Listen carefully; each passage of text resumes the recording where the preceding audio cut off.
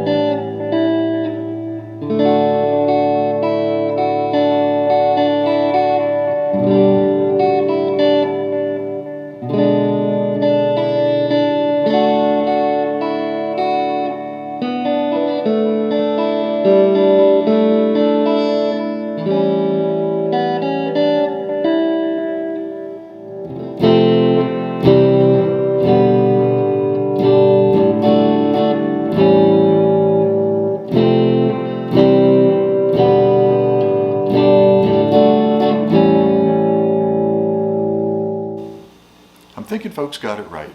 The Beatles made really good songs, and this one is no exception.